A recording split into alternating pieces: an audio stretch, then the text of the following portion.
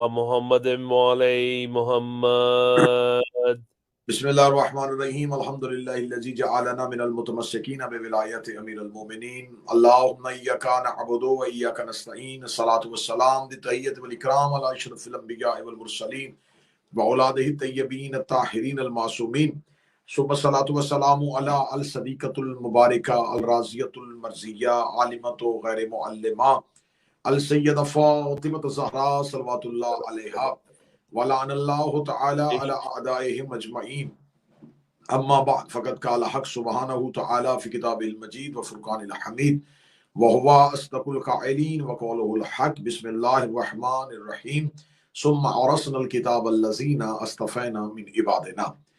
مومنین کرام، آج عشرہ محرم کی دوسری مجلس آپ کی سماعتوں کو ہدیہ کی جا رہی ہے. ولایت علی 313 چینل کے توسل سے آپ کی بارگاہوں میں ہماری معروضات جا رہی ہیں، اور دعا ہے رب جلیل سے، خالق کریم سے، کہ بطفیل معصومہ اہل بیت، بطفیل آل محمد علیہ السلام ہماری صحیح، ہماری اس کوشش، ہماری اس کاوش کو اپنی بارگاہ میں قبول فرمائے، اور شہزادی کونین ہمیں اس خدمت پر خوشنودی جناب سیدہ کی صورت میں بہترین اجر عطا فرمائے. اس ولایت علی چینل 313، اس کے ساتھ جڑے ہوئے تمام احباب، اس کے ساتھ منسلک تمام افراد، میرا مالک ان کی توفیقات خیر میں اضافہ فرمائے، اور جو مومنین اس چینل پہ آتے ہیں اور مجالس کے اعضاء کو سماعت کر رہے ہیں، ان کے قلوب میں جتنی بھی حاجات ہیں، میرا مالک ان حاجات کو اپنی بارگاہ میں قبول فرمائے. اللہ آمین.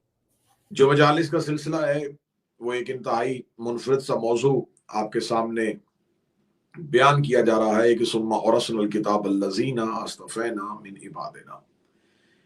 یہ کلام پروردگار ہے، یہ ارشاد خداوندی ہے، یہ مخلوق کا وعدہ نہیں، خالق کا وعدہ ہے. خدا فرما رہا ہے ثم، پھر ہم نے اورثنا الکتاب الذین اصطفینا من عبادنا، ہم نے وارث بنا دیا اپنی کتاب کا اپنے ان عبدوں میں جنہیں ہم نے مصطفیٰ کیا ہوا تھا، جنہیں ہم نے چنا ہوا تھا. کل کی مجلس میں بھی میں نے آپ کے سامنے یہ بات کہی تھی کہ خدا جب کسی کو کوئی عہدہ یا رتبہ دیتا ہے تو خدا پہلے اسے چنتا ہے. چننے ہی کو انتخاب کہتے ہیں، چننے ہی کو الیکشن کہتے ہیں. آج اگر ہمارے ہاں الیکشنز ہوتے ہیں تو اس کا اگر آپ اردو ترجمہ دیکھیں تو وہ بھی یہ ہے، منتخب کرنا یا چناؤ کرنا. کسی ایک ایسے شخص کو چننا کہ وہ اس عہدے کے لیے موضوع ہو. یہاں خدا اس آیت میں کتاب کے وارث بنانے کی بات کر رہا ہے، اور جہاں کتاب کے وارث بنانے کی بات کر رہا ہے تو وہاں خدا کہہ رہا ہے کہ میں اپنی کتاب کے وارث بنانے کے لیے چنتا ہوں.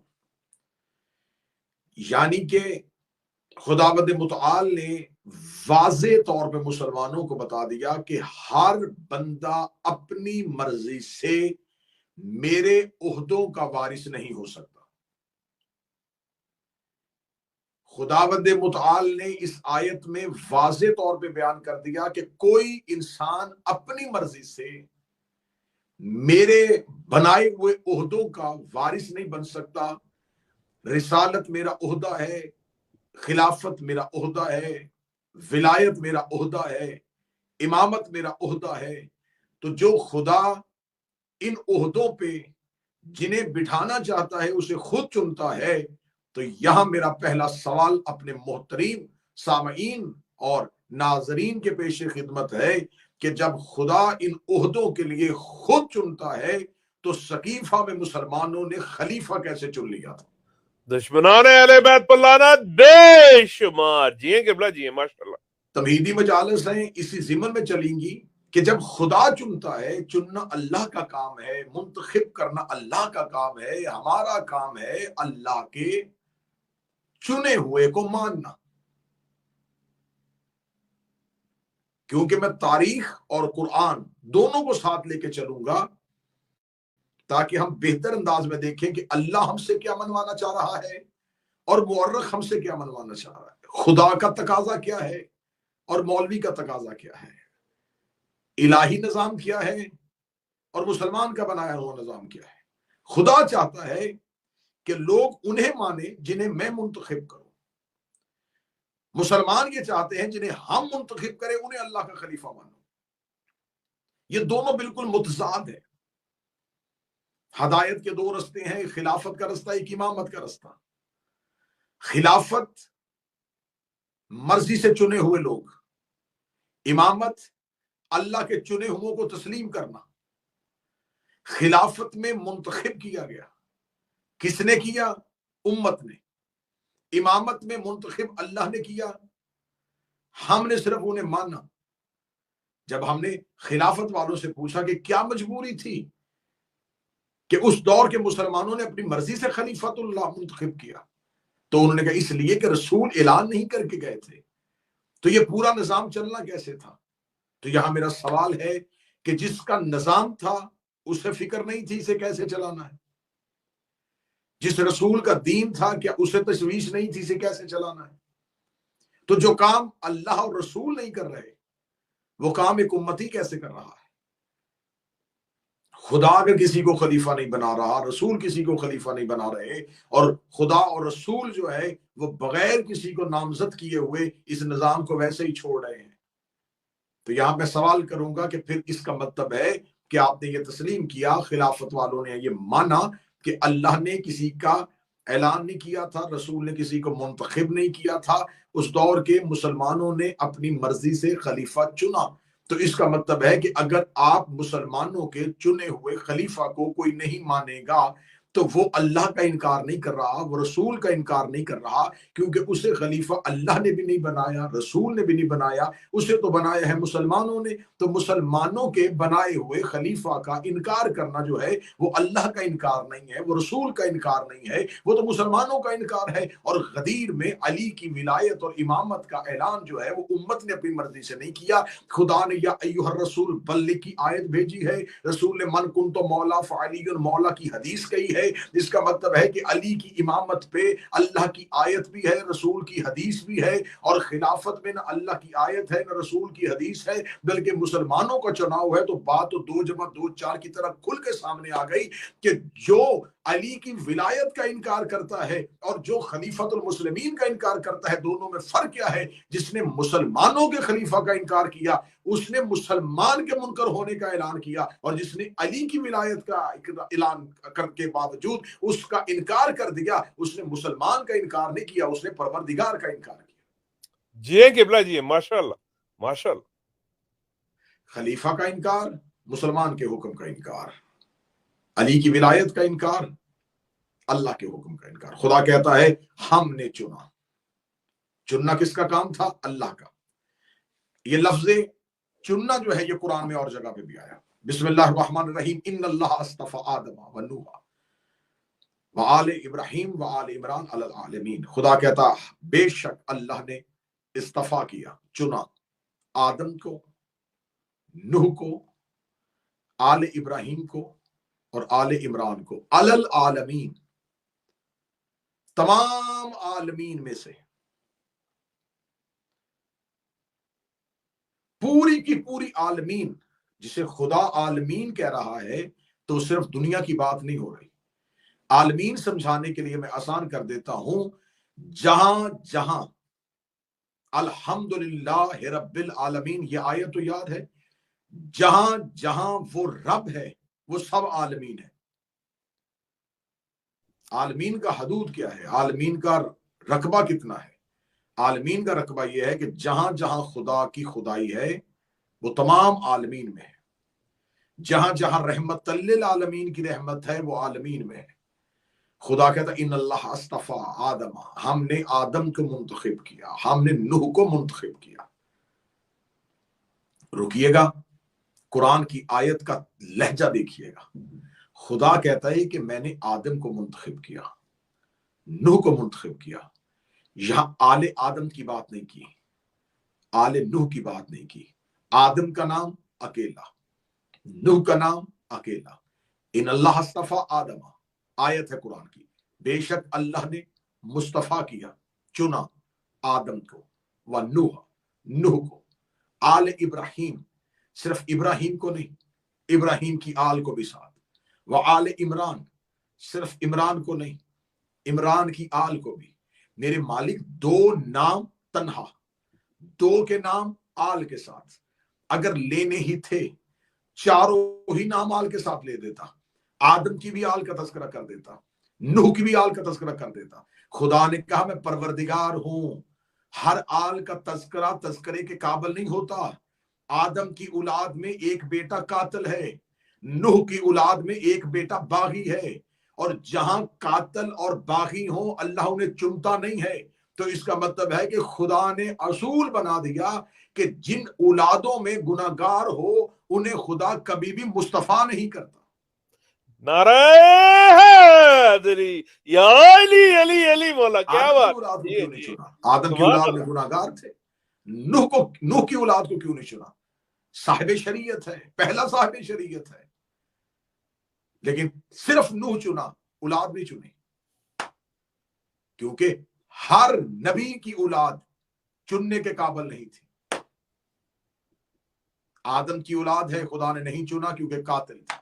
نوح کی اولاد ہے، نہیں چنا کہ باغی تھا. آدم کو اکیلے چن لیا، نوح کو اکیلے چن لیا. لیکن جب ابراہیم کی بات آئی تو خدا نے کہا ابراہیم اکیلا نہیں، آل ابراہیم و آل عمران. ہم نے ابراہیم کی آل کو بھی چنا، ہم نے عمران کی آل کو بھی چنا، علی العالمین. اس کا مطلب ہے کہ خدا نے قرآن میں بتایا کہ 4 طرح کے لوگ چنے ہوئے ہیں. 2 نبی چنے، 2 آل چنی. اب خدا ایک جگہ پہ اور چننے کا ذکر کرتا ہے. بسم اللہ الرحمن الرحیم. وَإِذْ قَالَتِ الْمَلَائِكَةُ یا مریم ان اللہ اصطفاک. جب کہا تیرے پروردگار نے فرشتے سے، وَإِذْ قَالَتْ، جب یہ کہہ دیا ملائکہ نے، یا مریم، اے مریم، ان اللہ اصطفاک، بے شک اللہ نے تجھے چن لیا ہے. اس کا مطلب ہے آدم، نوح، ابراہیم اور ابراہیم کی اولاد، عمران اور عمران کی آل، 4 مرد چنے، 5ویں مستور چنے. 4 یہ چنے ہوئے اور 5ویں مستور چنے ہوئے. خدا کہتا ہے ہم نے انہیں چن لیا ہے. اور جب درود پڑھنے کی بات آتی ہے تو کہا جاتا ہے اللہم صلی علی محمد وآل محمد کما صلیت علی ابراہیم وعلی آل ابراہیم. میرے اللہ درود بھیج اوپر محمد کے اور اوپر محمد کی آل کے، جیسے کہ تو نے درود بھیجا تھا اوپر ابراہیم پہ اور ابراہیم کی آل پہ. حضرت ابراہیم پہلے نبی نہیں، حضرت ابراہیم پہلا صاحب شریعت نہیں. نہ آدم کی اولاد پہ درود، نہ نوح کی اولاد پہ درود. درود یا ابراہیم پہ ہے یا ابراہیم کی آل پہ ہے، درود یا مصطفیٰ پہ ہے یا مصطفیٰ کی آل پہ ہے. میرے مالک تو نے آدم و نوح کی اولاد پہ درود کیوں نہیں بھیجا؟ آواز پروردگار آئے گی آدم کی اولاد بھی درود کے قابل نہیں تھی، نوح کی اولاد بھی درود کے قابل نہیں تھی. درود یا ابراہیم اور ابراہیم کی آل پہ، درود یا مصطفیٰ اور مصطفیٰ کی آل پہ ہے. اس کا مطلب ہے کہ خدا قرآن میں یہ اصول دے رہا ہے کہ خدا نے درود کے لیے بھی خاندان چنے ہوئے ہیں. درود ہوتا ہے اہل بیت پہ. اب جس کو بھی اہل بیت میں شامل کرنا ہے پہلے یہ شرط ہو کہ وہ درود میں آنے کے لائق ہونا چاہیے. اللہم صلی علی محمد وعلی محمد. جی قبلہ جی ماشاء اللہ سبحان اللہ. وَأَوْرَثْنَا الْكِتَابَ الَّذِينَ اصْطَفَيْنَا مِنْ عِبَادِنَا. آیت کا ایک ایک حصہ رکے گا اور انشاءاللہ آنے والی مجلسوں میں ایک ایک حصے میں بیعت ہوگی. ہم نے وارث بنایا تھا کس کا؟ کتاب کا. کس کو؟ ان کو جنہیں ہم نے چنا ہوا تھا. اس میں 4 لفظ ہیں جن پہ ہم نے بحث کرنی ہے. اورثنا وارث، کتاب، مصطفیٰ اور عبد. کتاب کون سی ہے؟ میں نے کل کی گفتگو میں گزارش کی تھی کہ کتاب کسے کہتے ہیں. یقیناً اس کا ترجمہ جب بھی کیا گیا تو ترجمے میں قرآن ہی لکھا گیا، لیکن کتاب، قرآن کتاب ہے لیکن صرف قرآن ہی کتاب نہیں. میں آسان کر دیتا ہوں. کتاب میں قرآن ہے، صرف قرآن کتاب نہیں. سبحان اللہ. جیسا کہ بہت سے لوگ کہتے ہیں کہ امام حسین کربلا میں اس لیے گئے تھے کہ نماز بچے. صرف نماز نہیں بچی، نماز بھی بچی ہے، لیکن صرف نماز ہی نہیں بچی. ہمیشہ آپ جز کو دے کے کل کی بات نہیں کر سکتے. قرآن ہے لیکن کل کتاب نہیں. قرآن کتاب میں ہے لیکن کل کتاب نہیں.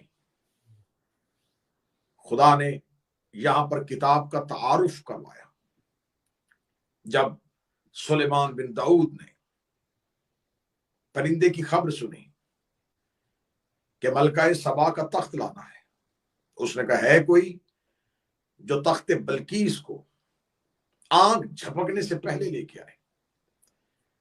خدا قرآن میں کہہ رہا ہے کہ جب ہم نے یہ کہا کہ کون ہے جو ملکہ سبا کا تخت آنکھ جھپکنے سے پہلے لے کے آئے، تو جنات آئے، کیونکہ تابع تھے جناب سلیمان بن داؤد کے.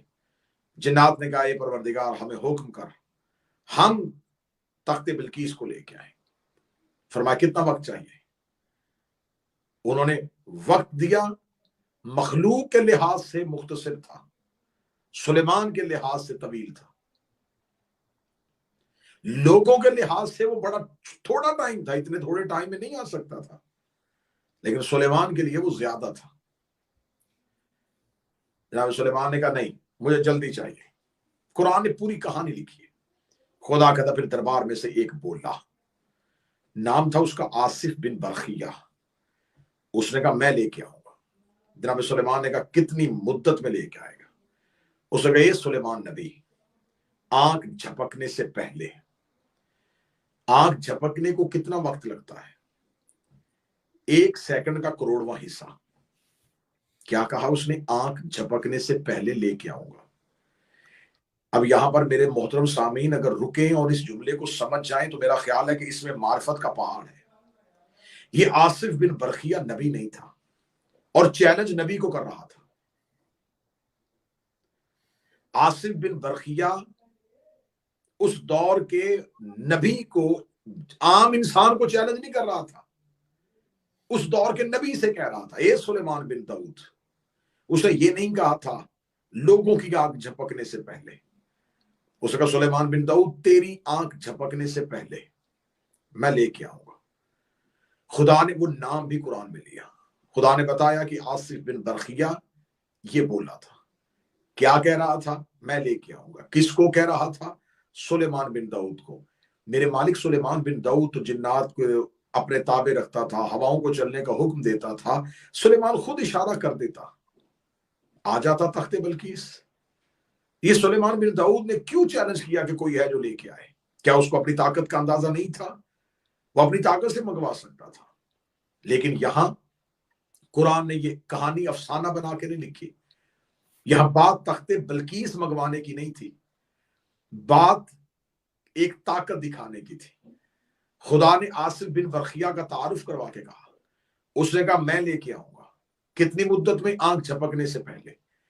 جب لوگوں نے اس کی طرف دیکھا، اب قیامت تک کے لیے یہ واقعہ قرآن میں موجود ہے. جب بھی کوئی یہ واقعہ پڑھے گا ہر کوئی کہے گا ہے سلیمان کے سامنے اتنا بڑا چیلنج، میں لے کے آؤں گا. یقیناً کوئی نبی ہوگا، یقیناً کوئی بہت بڑا ولی ہوگا، یقیناً کوئی بہت برگزیدہ ہوگا. خدا نے پھر اگلی آیت میں بات ہی کھول دی. خدا نے کہا آصف بن برخیہ کے پاس کتاب میں سے تھوڑا سا علم تھا. جی قبلہ جی ماشاء اللہ. کتاب میں سے، ابھی قرآن نہیں آیا. یہی تو میں پہلی مجلس میں اور آج کی مجلس میں بتا رہا ہوں کہ کتاب صرف قرآن نہیں ہے. ہاں قرآن کتاب میں ہے، کتاب صرف قرآن نہیں ہے. میں اگلی مجلسوں میں بڑے بڑے راز ہم آپ کے سامنے کھول لیں گے کتاب کہتے کسے. فرمایا کہ ہم نے، قرآن تو آیا نبی کی زندگی میں. تو یہ دور ہے سلیمان بن داؤد کا، اور سلیمان بن داؤد کے دور میں خدا کہہ رہا ہے کہ آصف بن برخیہ کے پاس کتاب میں سے تھوڑا سا علم تھا. جس کے پاس تھوڑا سا علم تھا اس نے سلیمان بن داؤد کو چیلنج کر دیا میں لے کے آؤں گا. تیری آنکھ جھپکنے سے پہلے. آؤ خدا کہتا ہے کل کفا باللہ شہیدہ بینی و بینکم، پھر قیامت والے دن اے محمد تیری گواہی کے لیے ایک میں آؤں گا، ایک وہ آئے گا. وَمَنْ عِنْدَهُ عِلْمُ الْكِتَابِ، جس علی کے پاس پوری کتاب کا علم ہے. نعرہ حیدری یا علی، علی مولا، علی مولا، کیا بات ہے. جی قبلہ جی، سبحان اللہ. تو جس کے پاس کتاب میں تھوڑا سا علم تھا، اس نے سلیمان کی آنکھ جھپکنے سے پہلے ہزاروں میل مسافت سے تخت بلقیس لے آیا. تو جس کے پاس تھوڑا سا علم تھا وہ تخت بلقیس لا سکتا ہے. جس کے پاس پوری کتاب کا علم ہے وہ نبیوں کی مدد کے لیے کیوں نہیں آ سکتا اور مومن کی حاجت روائی کیوں نہیں کر سکتا؟ جی قبلہ جی، ماشاء اللہ. ومن عنده علم الکتاب، علم ہے کتاب کا. بسم اللہ الرحمن الرحیم، الف لام میم ذالک الکتاب. الف لام میم حروف مقطعات، کسی کے پاس علم نہیں، لیکن تفاسیر اس بات پہ گواہ ہیں کہ الف لام میم سے مراد آل محمد ہے.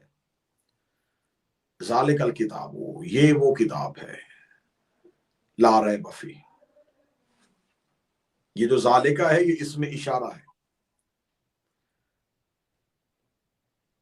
خدا نے اس اشارے سے پہلے الف لام میم کہا. تو اب قرآن کی تفسیر بالرائے کرنے کا تو میں قائل نہیں، لیکن اپنی معرفت کا تعارف تو کروا سکتا ہوں کہ شاید خدا اس آیت میں کہہ رہا ہے الف لام میم ذالک الکتاب، آل محمد وہ کتاب ہے جن میں کوئی شک نہیں ہے. اللہم صلی اللہ محمد وعلی محمد. جی قبلہ جی. کیونکہ ذالکہ سے پہلے صرف ایک ہی لفظ ہے الف لام میم. اگر تو بات یہاں ہو رہی ہوتی کہ القرآن ذالک الکتاب، قرآن وہ کتاب ہے، لیکن یہاں بات القرآن سے شروع نہیں ہو رہی. یہ بات شروع ہو رہی ہے الف لام میم ذالک الکتاب، یہ وہ کتاب ہے. اشارہ تب کیا جاتا ہے جب مشار الیہ موجود ہو. جس کی طرف اشارہ کیا جائے اس کا موجود ہونا ضروری ہے. اگر قرآن کو اس انداز سے پڑھیں گے آل محمد وہ کتاب ہے لا ریب فیہ، جن میں کوئی شک نہیں، ھدی للمتقین، یہ متقیوں کو ہدایت کرتے ہیں. اور کن متقیوں کو؟ الذین یؤمنون بالغیب، جو غیب پر ایمان رکھتے ہیں. چلیں آنے والی مدرسوں میں اس پہ بھی بات ہوگی. ان اللہ اصطفیٰ، ہم نے چن لیا آدم کو، نوح کو، آل ابراہیم کو، آل عمران کو، علی العالمین، عالمین میں سے. یہاں خدا کیا کہہ رہا ہے؟ یہاں پروردگار کہہ رہا ہے ثم اورثنا الکتاب الذین اصطفینا، ہم نے کتاب کا وارث ان لوگوں کو بنایا جسے ہم نے چن لیا تھا. خدا قرآن میں کہتا ہے ولا رطب ولا یابس، کوئی خشک و تر ایسا نہیں جس کا کتاب مبین میں تذکرہ نہیں ہے. یہاں بھی بات قرآن کی نہیں ہوئی، یہاں بھی بات کتاب کی ہوئی ہے. خدا کہہ رہا ہے کہ نہ کوئی خشک ایسا ہے نہ کوئی تر ایسا ہے جس کا ذکر قرآن اس کتاب میں موجود نہیں ہے. کتاب مبین، اس روشن کتاب کے اندر ہر خشک و تر کا ذکر موجود ہے. تو اب میرا حافظان قرآن اور قاریان قرآن کو چیلنج ہے.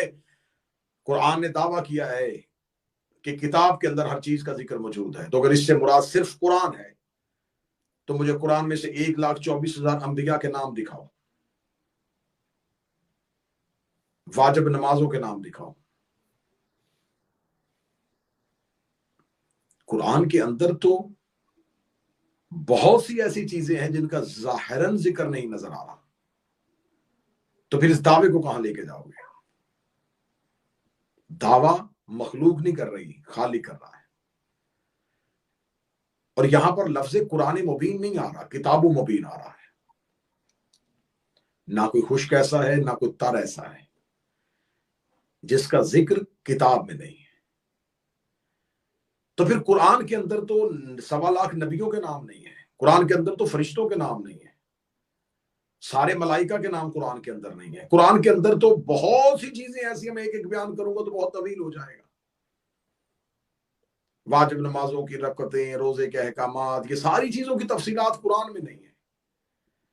تو اگر یہ قرآن میں نہیں ہے تو پھر خدا کس کی بات کر رہا ہے کہ کس کے اندر ہر خوش کو تر کا ذکر موجود ہے؟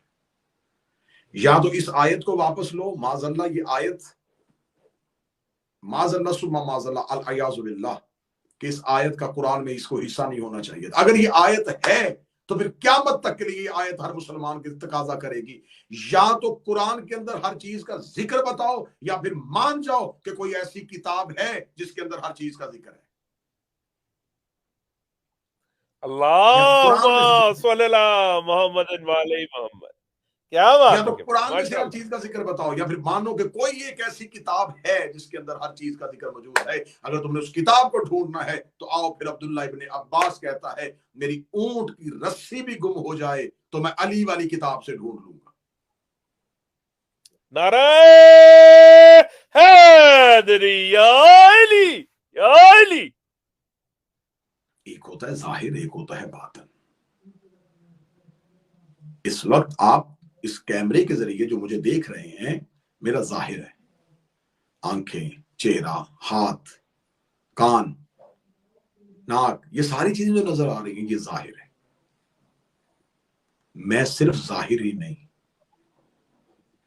کچھ میرا باطن بھی ہے. انسان کے جسم کے اندر ہر طرح کے منرلز موجود ہیں، نمکیات، شکر، کاپر، آئرن، پوٹاشیم. کون کون سے ذرات ہیں مخلوقات کے جو اللہ نے انسان کے اس وجود کے اندر نہیں رکھے. Phosphorus, gold, silver, copper, iron, ہر چیز انسان کے وجود کے اندر ہے. نظر کیوں نہیں آ رہی؟ کسی کو کہو کہ آئے ذرا دیکھ کے بتائے کہ میرے اندر جو خدا نے میرے بدن میں شوگر کی مقدار رکھی ہے، وہ کوانٹٹی جو شوگر کی رکھی ہے اسے ذرا دیکھ کے بتائے کہ وہ کس رنگ کی ہے. جو میرے بدن کے اندر کاپر ہے، فاسفورس ہے، وٹامنز ہیں، پوٹاشیم ہے، منرلز ہیں، وہ ان کی رنگت کیسی ہے، ان کے سائز کیسے ہیں؟ کہیں گے جی نظر نہیں آ رہے. لیکن ہم یہ مانتے ہیں کہ ہے لیکن نظر نہیں آ رہے. یہ کون دیکھے گا؟ جب مجھے کچھ ضرورت ہوگی تو پیتھالوجسٹ جو ہے وہ مائکروسکوپ سے مرین چیزوں کو دیکھ لے گا. تو اس کا مطلب ہے کہ میرے وجود کے اندر ہزاروں چیزیں ایسی ہیں جسے دیکھنے کے لیے ماہر کی آنکھ چاہیے. جب تک ماہر نہیں آئے گا وہ چیزیں نظر نہیں آئیں گی. تو جاہلو یہی مان لو کہ جب تمہارا وجود ماہر کے بغیر نظر نہیں آ سکتا تو قرآن امام کے بغیر نظر کیسے آ سکتا؟ نعرہ حیدری یا علی علی علی مولا علی مولا. ذکر ہے لیکن کتاب نہیں. انشاءاللہ آنے والی مجالس میں کتاب، اور پھر ہم اسی کتاب سے آئیں گے اس حقیقی کتاب کی طرف جس کا خدا تعارف کروانا چاہتا ہے. ثم ورثنا الکتاب، ہم نے وارث بنایا تھا قرآن کا نہیں، کتاب کا. اور اس کتاب کے اندر ہر چیز کا ذکر موجود ہے. اس سے پہلے بھی جتنی کتابیں آ چکی ہیں وہ بھی اس کتاب کے اندر ہے. کیا ہو چکا ہے وہ بھی کتاب کے اندر، کیا ہوگا وہ بھی کتاب کے اندر، کیا ہونا ہے وہ بھی کتاب کے اندر ہے. ہر چیز کتاب کے اندر ہے، لیکن کتاب کیا ہے؟ اور کس کو دی ہے؟ جنہیں میں نے استفا کیا ہے، جسے میں نے چنا ہے. کن میں سے؟ اپنے عبدوں میں سے. تو صاحبان گرامی قدر،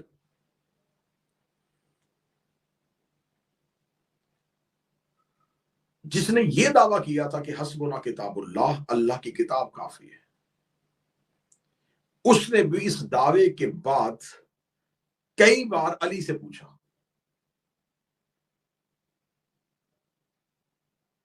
چلے ایک حدیث کا سہارا لے لوں گا اور آج کی حد تک اسی منزل پہ رکیں گے اور کل گفتگو لے کے آگے چلیں گے.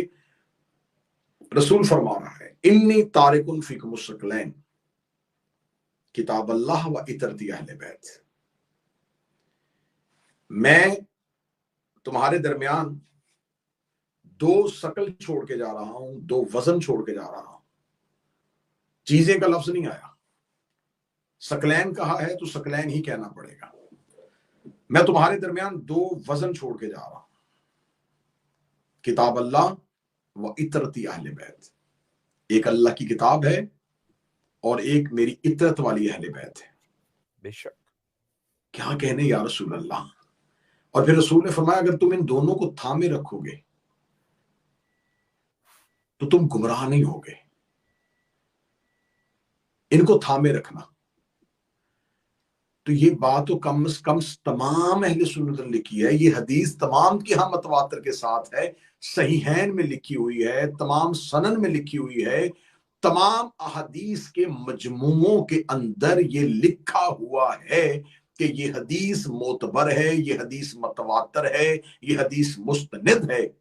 लेकिन हाँ थोड़ा सा फर्क है। वो थोड़ा सा फर्क क्या है कि 12 रावियों ने कहा है कि इसमें रसूल ने फरमाया किताबुल्लाह व इतरती अहले बैत, एक रावी ने कहा है किताबुल्लाह व सुन्नती। तो अब मुसलमानों की अक्सरियत उन 12 रावियों को छोड़ के उस एक रावी की बात मान रही है कि हाँ इसने जो कहा था किताबुल्लाह व सुन्नती, तो यहां रसूल ने ये कहा था कि मैं अपने बाद एक किताब छोड़ के जा रहा हूं, एक सुन्नत। अच्छा अगला लुत्फ मैं आपको बताऊं कि आले मोहम्मद के दरवाजे का ये सबसे बड़ा करम है, जो लफ्ज इनकी दुश्मनी में बोला जाता है वही इनका कसीदा बन जाता है, आहा। जो जुमला इनके खिलाफ लिखा जाता है वही इनका फजाइल बन जाता है। यही तो वजह है कि आज तक मिंबर आले मोहम्मद से हम इनकी वकालत करते हुए उन्हीं किताबों से हवाले पेश करते हैं जो इनके खिलाफ लिखी गई है। जी गिबला जी बेशक। तो ये अहले बैत, अब इन्होंने तर्जमा अहले बैत की दुश्मनी में की है ना, हदीस बदली किताब अल्लाह व सुन्नती कि अहले बैत की जगह सुन्नत रख दें। तो अगर तुमने अहले बैत की जगह लफ्ज सुन्नत रख दिया तो मुझे बताओ तो सही सुन्नत कहते किसे? सुन्नत के 5 मानी लिखे हैं लुगत में। सुन्नत कहते हैं तबीयत को, सुन्नत कहते हैं मजाज को, सुन्नत कहते हैं फितरत को, सुन्नत कहते हैं तरीके को, सुन्नत कहते हैं चेहरे को। अगर ये 5 के 5 मानी ही उठा लिए जाएं तो इसका मतलब सुन्नत होती किसकी है? नबी की। अगर सुन्नत नबी की होती है तो फिर तुम्हें मानना पड़ेगा कि कुछ ऐसे लोग ढूंढने पड़ेंगे जिनकी तबीयत नबी की तबीयत जैसी है, जिनका मजाज नबी के मजाज जैसा है, जिनकी फितरत नबी की फितरत जैसी है, और जिनका चेहरा इतना नबी के साथ मिलता है कि वो बिस्तर पे सो जाए तो काफिर को भी पता नहीं चलता कि अली सो रहा है या नबी सो रहा है। नारे हैदरी या अली अली अली अली अली अली मौला हक अली। किताब अल्लाह वही तरती है। और हदीस का अगला हिस्सा क्या है? रसूल ने फरमाया कि इन दोनों को थामे रखना तो मेरे बाद गुमराह नहीं होगे। तो ये हदीस रसूल ने कब कही थी जिंदगी में? किन को कही थी? 2023 वालों को, शिकागो वालों को, न्यू जर्सी वालों को, न्यूयॉर्क वालों को, लंदन वालों को, कराची लाहौर वालों को? किन को कही थी? मदीने के लोगों को, असहाब को, रज़वानुल्लाह अलैहिम अजमाइन को। क्या कहा था कि मैं 2 चीजें छोड़ के जा रहा हूं, इनको थामे रखना, मेरे बाद गुमराह नहीं होगे। तो इसका मतलब इस हदीस से भी पता नहीं चला कि गुमराह होने का खतरा था। आहा जी गिबला जी माशाल्लाह। अगर गुमराह होने का अंदेशा ना होता तो रसूल ने क्यों कहा? 2 जगहों में मुझे रसूल के ये लफ्ज नजर आए। एक यहां पे कहा है कि मेरे बाद इन दोनों को थामे रखना और गुमराह नहीं होगे। दूसरी जगह रसूल ने फरमाया था, ऐ अली अगर मुझे लोगों के गुमराह होने का खतरा ना होता तो मैं तेरे इतने फजाइल पढ़ देता। आहा। लेकिन मुझे डर है जैसे ईसा के बाद लोगों ने ईसा को इब्नुल्लाह कह दिया, इसका मतलब है कि अली के कुछ फजाइल ऐसे हैं। अब यहां पर रसूल क्या कह रहा है? इन दोनों को थामे रखना, मेरे बाद गुमराह ना हो जाना। तो इसका मतलब है किताबुल्लाह को थामना है और मेरी अहले बैत को थामना है। यहीं से इंशाअल्लाह गुफ्तगू को लेके कल की मजलिस में आगे बढ़ेंगे। सिलसिला गुफ्तगू किताबुल्लाह اور قرآن، اللہ کی کتاب کیا ہے اور قرآن کیا ہے۔ 2 محرم مسافر سفر طے کرتا کرتا کربلا پہنچ گیا۔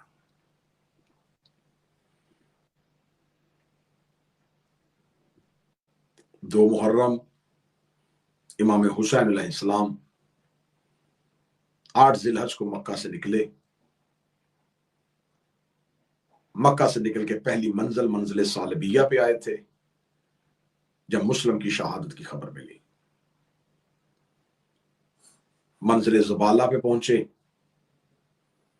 اس کے بعد حسین علیہ السلام منزلوں کو عبور کرتے کرتے، چلتے چلتے، منزلیں طے کرتے کرتے بڑھتے آ رہے تھے۔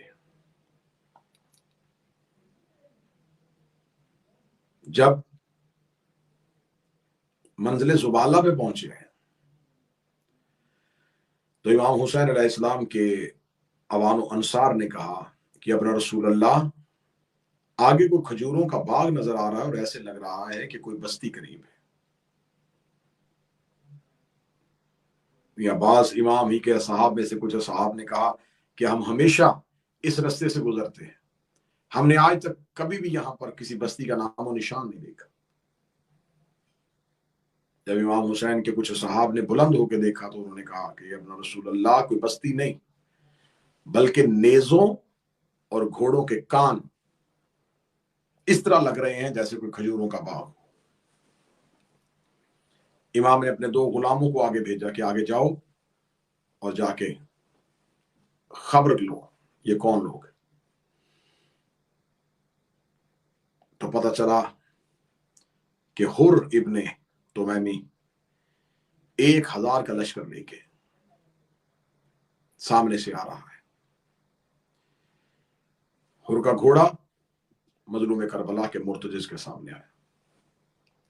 حر اپنے گھوڑے کی زین سے اترا، احترام حسین کو سلام کیا، السلام علیکم ابن رسول اللہ۔ علیکم السلام۔ کون ہو؟ یا ابن رسول اللہ، میرا نام حر ہے، بنو تمیم سے میرا تعلق ہے، ابن زیاد کا سالار۔ کیوں آیا ہے؟ اس لیے کہ یزید نے 4000 کا لشکر لے کے ابن زیاد کو کوفہ کی طرف بھیجا ہے۔ وہ منزل قادسیہ پہ لشکر کا پڑاؤ ڈالے ہوئے ہیں۔ اس نے 1000 کا لشکر دے کے مجھے بھیجا ہے کہ جہاں حسین ملیں انہیں روکو اور انہیں مجھ تک لے کے آؤ تاکہ میں انہیں اپنے ساتھ لے کے یزید کے پاس جا سکوں۔ حسین علیہ السلام نے حر کے آنے کی وجہ جانی۔ وجہ جاننے کے بعد امام حسین نے جب حر کے لشکر کو دیکھا تو لشکر کی زبانیں باہر آئی ہوئی تھی، لشکر کے گھوڑے پیاس کی شدت سے منہ کھولے ہوئے تھے اور تیز تیز نتنوں سے سانس لے رہے تھے۔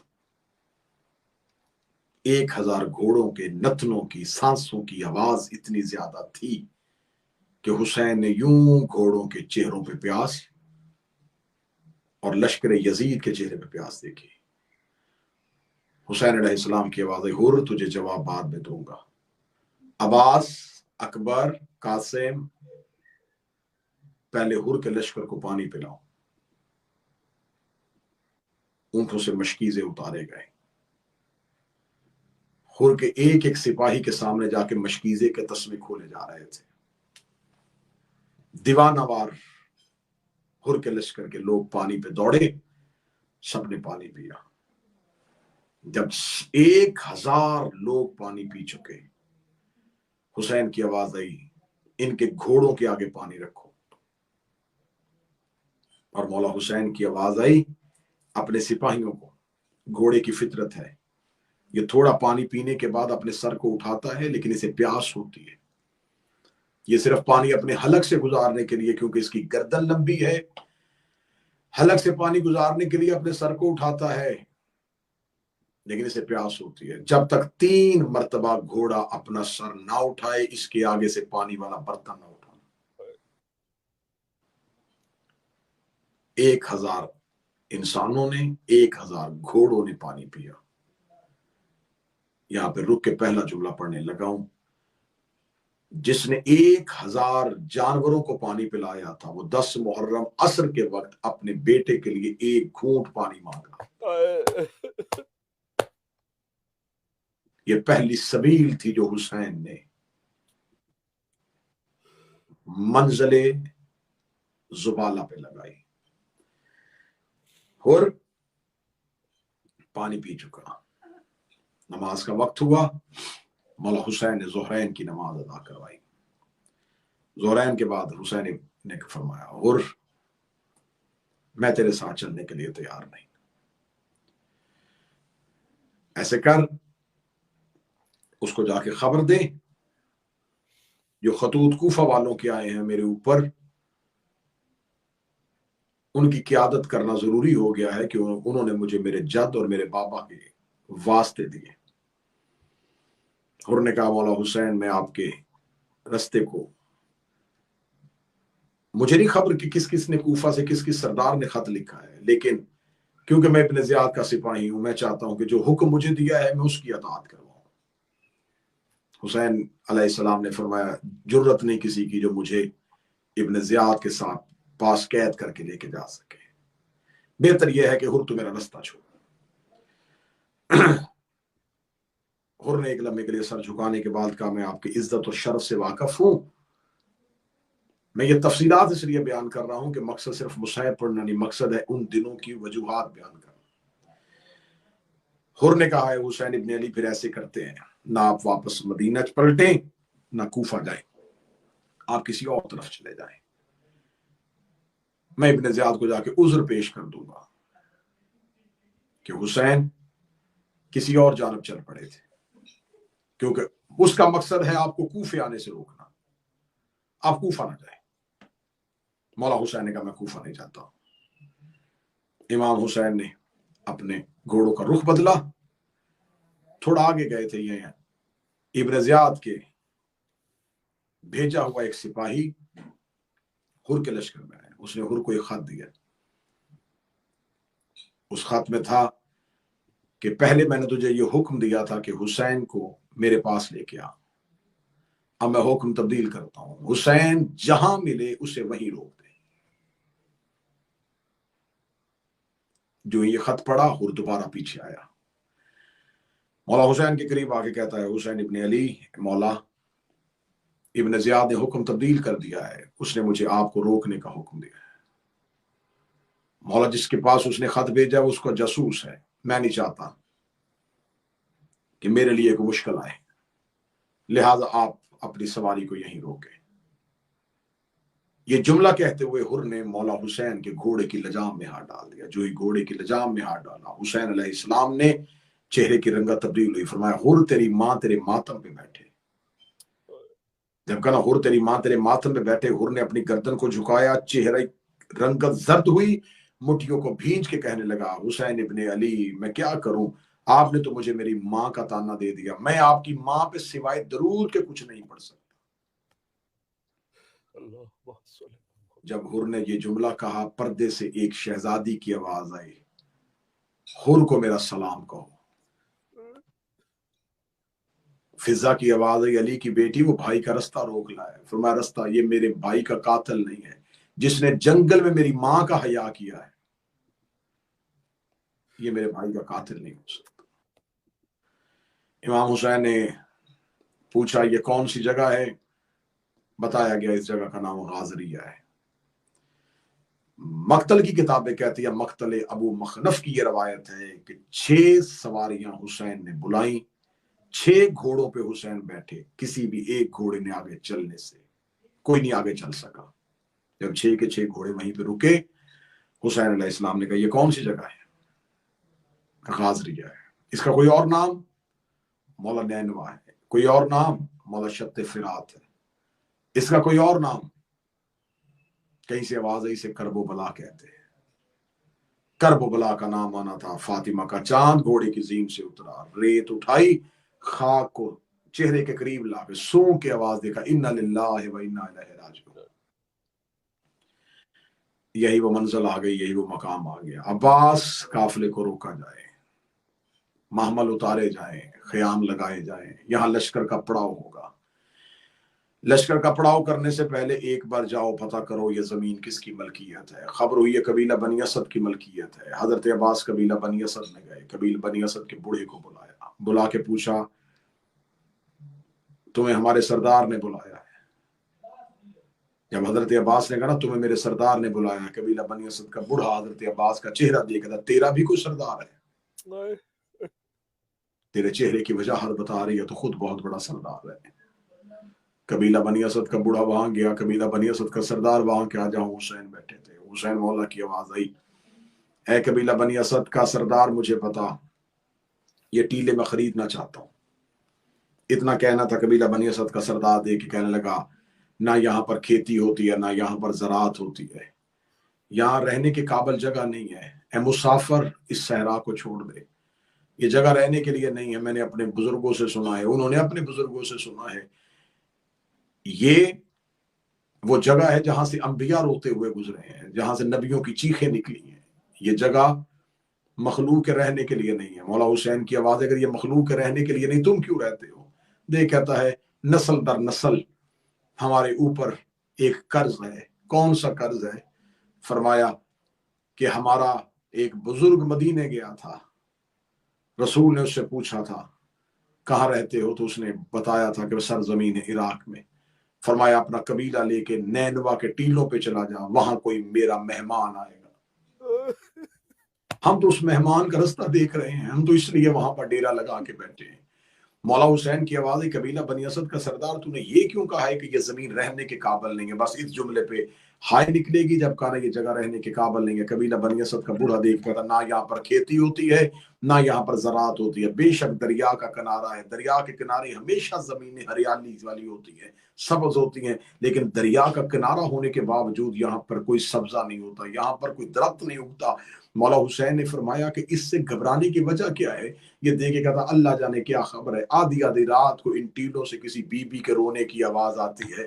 हमारे घर की, हमारे खानदान की मस्तूरात कहती हैं कि कई दफा देखा है कुछ सियाह लिबास में मलबूस बीबी कभी उस टीले पे रोती है, कभी उस टीले पे रोती है।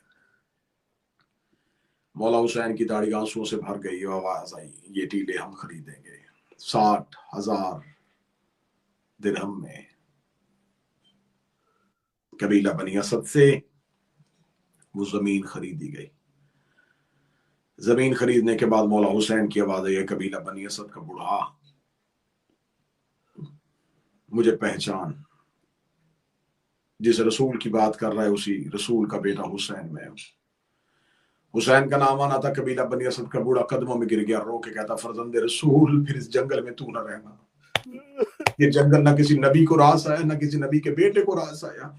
इतना जुमला कहना था। मौला हुसैन देखा था कबीला बनी असद की औरतों को भी लेके आ, कबीला बनी असद के बच्चों को भी लेके आ। मौला हुसैन की आवाज है, ये कबीला बनी असद के बूढ़ो, ये कबीला बनी असद की औरतों, ये कबीला बनी असद के बच्चों, मैं तुम्हारे नबी का बेटा हूँ, मैं तुम्हारे वक्त का इमाम हूँ। मैं हुक्मन तुम्हें कहता हूँ, आज है 2 मुहर्रम, अगले 8 दिन तुमने इन टीलों के अंदर नहीं आना, तुमने इन टीलों के अंदर नहीं झांकना। यहाँ पर कुछ शुरफा के खैमे लगे होंगे, शरीफ जादियों के खैमे लगे होंगे, खैमों का नाम आना था। कबीला बनी असद का बूढ़ा तड़पा, रोका था कुर्बान हो जाऊं, अकेला नहीं आया कि अली की बेटियां भी साथ आई हैं, और मैं यहाँ मुस्तफा की बेटियां भी साथ आई हैं। कबीला बनी असद के बूढ़े ने मौला हुसैन के कदमों पे सर मारा, रो के कहता है मौला कुछ हो ना हो, मैं हाथ बांध के कहता हूँ अली की बेटियां लेके इस जंगल से चला जा, अली की बेटियां लेके सहरा से चला जा। कहाँ शरीफ जादियां, कहाँ करबला का जंगल, कहाँ अली की शरीफ बेटियां, कहाँ ये करबला का रेगिस्तान। हुसैन अलैहिस्सलाम की आवाज है, ये कबीला बनी असद के लोगों 10 मुहर्रम की शाम आए, बेलचे लेके यहाँ पे आ जाना। यहाँ पर कुछ लाशें बगैर कफन और दफन के पड़ी होंगी, उनको दफना देना। मैं हुसैन तुम्हारा शुक्रिया अदा करता हूँ। ये कहने के बाद मौला हुसैन मतवज्जे हुए कबीला बनी असद की औरतों की तरफ, देखेगा हो सकता है तुम्हारे मर्द किसी डर से ना आए, तुम पानी भरने के बहाने बर्तन लेके फुरात के किनारे आना, यहाँ पर कुछ लाशें पड़ी होंगी, उन लाशों पर रेत डाल देना। ये कहने के बाद हुसैन अलैहिस्सलाम जमीन पे बैठ गए। कबीला बनी असद के बच्चों को मुखातब कर कहता है, हो सकता है ना तुम्हारे बाप باپ آئے نہ تمہاری مائیں آئیں، ایک قبیلہ بنی اسد کے بچوں، میں اصغر کا باپ ہوں، میں تمہیں حکمن کہتا ہوں 10 محرم کی شام آئے تم کھیل کھیلنے کے بہانے یہاں آنا، ریت اٹھا اٹھا کے لاشوں پہ ڈالتے رہنا، تمہاری کھیل ہو جائے گی، محمد کی اولاد دفن ہو جائے گی۔ اللہ القوم الظالمین وسيعلم الذين ظلموا اي منقلب ينقلبون۔ میرے مالک میرے خالق، آل محمد کی عزت و عصمت و طہارت کا واسطہ ہماری عبادت کو اپنی بارگاہ میں قبول فرما، اس ذکر کا بہتر سے بہتر اجر خوشنودی جناب سیدہ کی صورت میں عطا فرما، آقا و مولا کے ظہور میں تاجیل فرما۔ ربنا تقبل منا انک انت السمیع الدعاء، آمین یا رب العالمین، اللہم صل علی محمد و علی محمد۔